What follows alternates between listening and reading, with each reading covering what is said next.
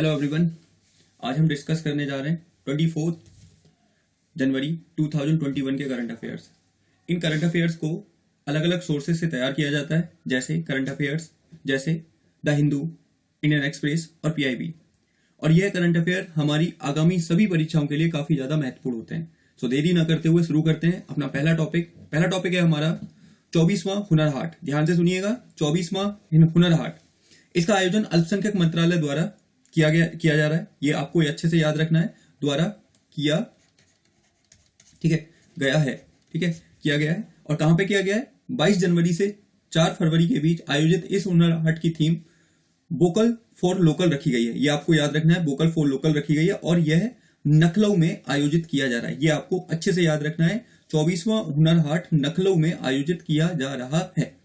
इसके अलावा यहाँ पे क्या है? यह एक ऐसा मंच है जहां उत्पादक अपनी कला को प्रदर्शित कर सकते हैं तथा ग्राहकों को आकर्षित कर सकते हैं। यानी कि यहाँ पर जो कलाकार हैं, जो सामान बनाने वाले हैं, वो आ सकते हैं, अपना सामान की स्टॉल लगा सकते हैं, जिससे कि लोग ज्यादा से ज्यादा अट्रैक्ट हों और उनके सामान को खरीद सकें। इसके अलावा यहाँ पर ऑनलाइन खरीदारी की भी सुविधा प्रदान की जाएगी, ताकि बाहर बैठे लोग भी इन सामानों को खरीद सकें और जिससे कि इन कलाकारों की, इन उस्तादों की आय बढ़े। तो ये आपको याद रखना है। 24वां हुनर हाट कहां पर आयोजित किया जा रहा है? तो ये उत्तर प्रदेश के लखनऊ में आयोजित किया जा रहा है। अगला टॉपिक है हमारा, वो है कराकेन मारे। ये क्या है? ध्यान से सुनिएगा। कराकेन मारे हाल ही काफी खबरों में रहा था, तो मैं बता देता हूं क्या है। यह शनि उपग्रह टाइटन की सतह पर सबसे बड़ा सागर है। यानी कि शनि का एक उपग्रह है टाइटन की सतह पर सबसे बड़ा सागर है, उसका नाम रखा गया है कराकेन मारे। हाल ही में खगोलविदों ने यह अनुमान लगाया कि इसके केंद्र में 1000 फीट गहरा सागर है। यह टाइटन के उत्तरी ध्रुव पर द्रवित एथेन और मीथेन का एक बड़ा सागर है। तो ये आपको याद रख लेना है। कराकेन मारे क्या है? तो ये शनि ग्रह पर मौजूद, शनि ग्रह के एक उपग्रह टाइटन पर मौजूद एक बड़ा सागर है। तो आपको ये याद रखना है। अगला जो हमारा टॉपिक है वो है भारत की पुरानी रेल हावड़ा मेल के नाम में बदलाव। क्या किया गया है? हाल में ही नेताजी सुभाष चंद्र बोस को सम्मान देते हुए इस रेल का नाम बदलकर नेताजी एक्सप्रेस कर दिया गया है। ये आपको याद रख लेना है, नेताजी एक्सप्रेस कर दिया गया है। और इसके अलावा एक और खबर आपको याद रखनी है, 23 जनवरी को अब पराक्रम दिवस के रूप में मनाया जाएगा। हाल ही हमारे सरकार के द्वारा यह घोषणा की गई कि जो 23 जनवरी है, 23 जनवरी को ही नेताजी सुभाष चंद्र बोस का जन्म हुआ था, तो उस दिन को, उनके दिन को यादगार बनाने के लिए पराक्रम दिवस के रूप में मनाया जाएगा। तो ये दोनों चीजें आपको याद रखनी है, नेताजी एक्सप्रेस और दूसरा आपको पराक्रम दिवस। अगला जो टॉपिक है हमारा चिंतन बैठक। देखो, नाम से पता लग रहा है कि यह शिक्षा मंत्रालय की होगी, लेकिन ध्यान से सुनिएगा। चिंतक बैठक क्या है? बंदरगाह, जहाजरानी और जलमार्ग मंत्रालय ने गुजरात के कक्ष में इस बैठक का आयोजन किया है। ठीक है, गुजरात के कक्ष में इस बैठक का आयोजन किया गया है। और किसके द्वारा? बंदरगाह, जहाजरानी और जलमार्ग मंत्रालय के द्वारा। इस 3 दिवसीय बैठक में पोर्ट निरीक्षण पर बल दिया जाएगा। साथ ही इसका प्रयोग मैरीटाइम विजन 2030 को अंतिम रूप देने के लिए किया जाएगा। और जो इसके मंत्री हैं वो है मनसुख मांडविया। तो अब आपको मैं 2 बातें यहां पे बता देता हूं, ध्यान से सुनना। सबसे पहले, चिंतक बैठक किस मंत्रालय से संबंधित है? तो आप बताओगे यह है बंदरगाह, जहाजरानी और जलमार्ग मंत्रालय से संबंधित है। दूसरा, इस बैठक में किस पर काम किया जाएगा? तो आप बताओगे कि इस बैठक में पोर्ट निरीक्षण पर बल दिया जाएगा, जिससे कि मैरीटाइम विजन 2030 को प्रॉपर रूप दिया जा सके, उसको लागू किया जा सके। तो ये आपको याद रखना है चिंतन बैठक के बारे में। अगला जो हमारा टॉपिक है वो है श्रम शक्ति पोर्टल। ध्यान से सुनिएगा, क्या है? श्रम शक्ति पोर्टल। हाल ही में जनजाति मामलों के मंत्री श्री अर्जुन मुंडा ने इस पोर्टल को लॉन्च किया है। यानी कि हाल ही में जनजाति मामले के मंत्री श्री अर्जुन मुंडा जी के द्वारा गोवा में आयोजित एक समारोह के दौरान श्रम शक्ति पोर्टल का शुभारंभ किया गया था। यह पोर्टल प्रवासी श्रमिकों के लिए राज्य और राष्ट्रीय स्तर पर कार्यक्रमों के निर्माण में प्रभावी तरीके से मदद करेगा। यानी कि यह प्रवासी जो श्रमिक होते हैं उनको राज्य और राष्ट्रीय स्तर पर सुविधाएं प्रदान करने का काम यह पोर्टल करेगा, जिसका नाम क्या है? तो इसका नाम है श्रम शक्ति पोर्टल। जो किसने लॉन्च किया है? हाल में ही हमारे जनजाति मंत्री श्री अर्जुन मुंडा जी के द्वारा इसे लॉन्च किया गया है।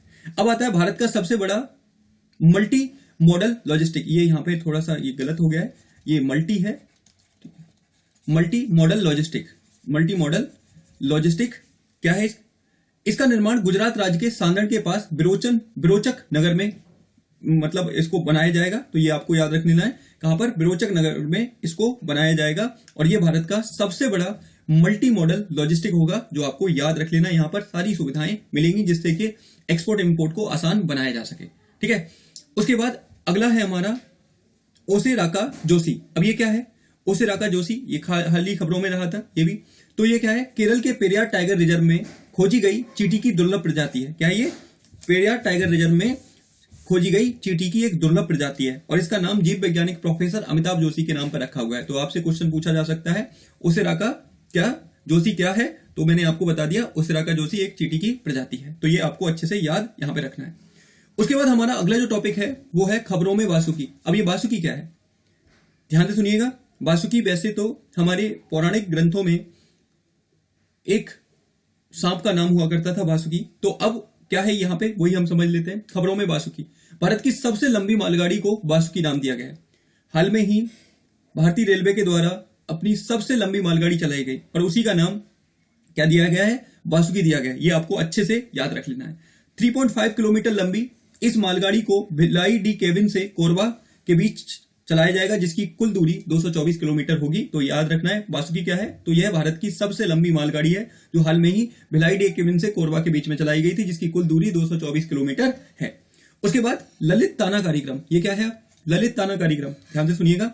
भारतीय दूतावास मेडागास्कर में 10वें ललित कला साहित्यिक कार्यक्रम का आयोजन करेगा। यानी कि ललित ताना कार्यक्रम भारत में ना होकर भारतीय दूतावास के द्वारा मेडागास्कर में आयोजित किया जा रहा है। इसका मुख्य उद्देश्य है मेडागास्कर में भारतीय संस्कृति व कला संस्कृति के बारे में मेडागास्कर के लोगों के बीच जागरूकता फैलाना। तो इसलिए ललित कला कार्यक्रम का आयोजन भारतीय दूतावास मेडागास्कर में कर रहा है। अब हमारा अगला जो टॉपिक है बच्चों वो है राज्यपाल की क्षमादान शक्ति। ध्यान से सुनिएगा, बहुत ज्यादा इंपॉर्टेंट है और पॉलिटी का काफी इंपॉर्टेंट हिस्सा है ये। तो आप लोग ध्यान से सुनिएगा। राज्यपाल की क्षमादान शक्ति क्या है? हाल में ही तमिलनाडु के राज्यपाल के सामने पूर्व प्रधानमंत्री राजीव गांधी के हत्यारों की क्षमादान का मामला सामने आया। यानी कि ध्यान से सुनो, हुआ क्या था? 1991 में राजीव गांधी चुनाव के दौरान एक रैली कर रहे थे तमिलनाडु के अंदर। तो उसी दौरान उनकी वहां पर हत्या कर दी गई। तो उनके कई सारे हत्यारे पकड़ लिए गए जिनको फांसी की सजा दी गई थी। लेकिन अभी हाल में ही क्या मामला आया है कि उन लोगों ने अपनी प्ली डाली है, अपनी याचिका डाली है कि अब उन्हें सजा, काफी टाइम हो चुका है तो अब उन्हें माफ कर दिया जाए। तो आप समझने की कोशिश करेंगे राज्यपाल की क्षमादान शक्ति के बारे में। अनुच्छेद 161 के अनुसार भारत के राज्य के राज्यपालों को क्षमादान की शक्ति प्राप्त है। राज्यपाल किसी व्यक्ति को माफ कर सकता है, सजा कम कर सकता है, सजा की प्रकृति बदल सकता है, ठीक है, सजा की प्रकृति बदल सकता है तथा सजा को टाल सकता है। ये सारी पावर राज्यपाल के पास होती है अनुच्छेद 161 के अनुसार। सेम यही पावर अनुच्छेद 72 के अनुसार हमारे राष्ट्रपति के पास होती है। लेकिन राष्ट्रपति की शक्तियां दो मामले में अलग हैं। तो वही हम जानने की कोशिश करेंगे कौन से वो दो मामले हैं जिनमें राष्ट्रपति की शक्तियां अलग हैं। सो ध्यान से सुनिए। पहला, राज्यपाल मृत्युदंड पाए व्यक्ति की सजा को कम तथा कोर्ट मार्शल प्राप्त व्यक्ति की सजा को कम नहीं कर सकता। यानी कि दो मामलों में राज्यपाल की शक्ति राष्ट्रपति के मुकाबले कम है। पहला, मृत्युदंड को माफ नहीं कर सकते। दूसरा, कोर्ट मार्शल की शक्ति को भी ये कम नहीं कर सकते। तो ये आपको अच्छे से याद रखना है। किसके बारे में? यहां पर तो हमने अभी डिस्कस किया किसके बारे में? राज्यपाल के क्षमादान की शक्ति के बारे में। अगला जो हमारा टॉपिक है वो है जल उत्सव का आयोजन। देखते हैं कहां पर है। हाल ही में ठीक है में मध्य प्रदेश के आदिवासी गांव दमेड़ी में इसका आयोजन किया गया। ये आपको याद रख लेना है। और क्यों किया गया? इस गांव में पहली बार पानी पहुंचा है। यानी कि पहली बार पाइप के माध्यम से इस गांव में पानी पहुंचा, जिसके चलते आदिवासियों ने खुशी इजहार करते हुए इसका आयोजन किया जल उत्सव का। कहां पर? तो मैंने आपको बताया मध्य प्रदेश के गांव दमेड़ी में। सो आपको ये याद रख लेना है। अगला जो टॉपिक है हमारा बहुत ज्यादा इंपॉर्टेंट है। सो ध्यान से सुनिएगा, काफी ज्यादा इंपॉर्टेंट टॉपिक है। सो प्लीज ध्यान से सुने। क्या है? Treaty on the prohibition of nuclear weapons. Treaty on the prohibition of nuclear weapons क्या है ये? यह संधि परमाणु हथियारों को पूर्ण रूप से प्रतिबंधित करने के लिए लाई गई थी। इस संधि में कहा गया है कि सभी देश अपने परमाणु हथियारों को क्या कर दें? पूर्ण रूप से नष्ट कर दें। तो हम बात कर रहे थे treaty on the prohibition of nuclear weapons. Treaty on the prohibition of nuclear weapons, ध्यान से सुनिएगा, वेरी वेरी इंपॉर्टेंट है ये। यह संधि परमाणु हथियारों को पूर्ण रूप से प्रतिबंधित करने के लिए लाई गई थी। इस संधि में कहा गया है कि सभी देश अपने परमाणु हथियारों को नष्ट करते हैं। मैं तो एक बार बताता हूं आपको। इस ट्रीटी के अंतर्गत यह कहा गया है कि जो भी देश हैं वो पूर्ण रूप से अपने परमाणु हथियारों को समाप्त कर दें जिससे कि इस वर्ल्ड को, जिससे कि इस दुनिया को परमाणु फ्री बनाया जा सके। इसलिए यह संधि लाई गई थी। कब लाई गई थी? इसे 7 जुलाई 2017 से हस्ताक्षर के लिए रखा गया था और कई देशों ने इस पर हस्ताक्षर कर दिए। अब यह 22 जनवरी 2021 से लागू हो गई है। यह संधि कानूनी रूप से बाध्यकारी है। यह लाइन आपको बहुत अच्छे से याद रखनी है। यह संधि कानूनी रूप से बाध्यकारी है। जो एक बार इस संधि पर हस्ताक्षर कर देता है तो उसको अपने परमाणु हथियार त्यागने पड़ते हैं। अब आगे बात करते हैं। भारत सरकार के साथ साथ अन्य परमाणुधारी देशों ने यह कहकर मना कर दिया कि यह संधि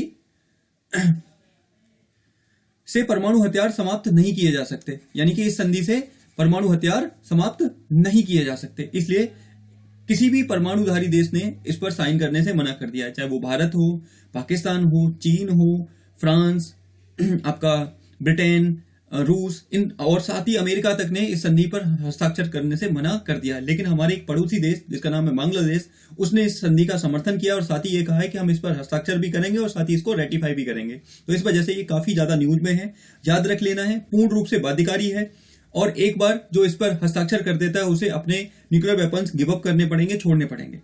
अगला जो हमारा टॉपिक है वो है भारत का सबसे लंबा रोड आर्क ब्रिज। भारत का सबसे लंबा रोड आर्क ब्रिज क्या है? हाल ही में मेघालय के मुख्यमंत्री कर्नाड संगमा ने इसका नाम है वाहे ब्रिज। सो ये आप याद रखिएगा, वाह ब्रिज नामक इस ब्रिज का उद्घाटन किया है। इस ब्रिज की कुल लंबाई 164 मीटर है। ठीक है, आपको याद रख लेना है कहां पर किया गया है, तो मेघालय में किया गया है और सबसे लंबा है और ये आर्क ब्रिज है। सो प्लीज आप याद रखिएगा। राजधानी क्या है? तो यहाँ की शिलोंग राजधानी है और राज्यपाल है यहाँ के सत्यपाल मलिक और यहाँ के मुख्यमंत्री हैं श्री कर्नाड संगमा। आगे बात करते हैं। हमारा अगला जो टॉपिक है वो है राष्ट्रीय मतदाता दिवस। ध्यान से सुनिएगा, काफी इंपोर्टेंट है, वेरी वेरी इंपोर्टेंट है।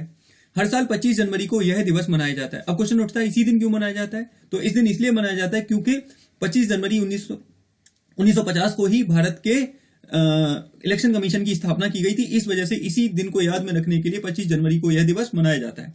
थीम क्या है? Making our voters empowered, vigilant, safe and informed. इस साल की जो थीम है वो है making our voters empowered, vigilant, safe and informed. ये आपको याद रख लेना है।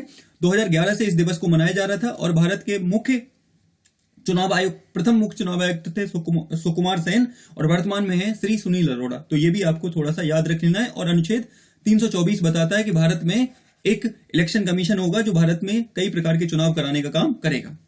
उसके बाद हमारा अगला टॉपिक है री स्वयं स्कीम के बारे में। ध्यान से सुनिएगा, क्या है ये री स्वयं स्कीम?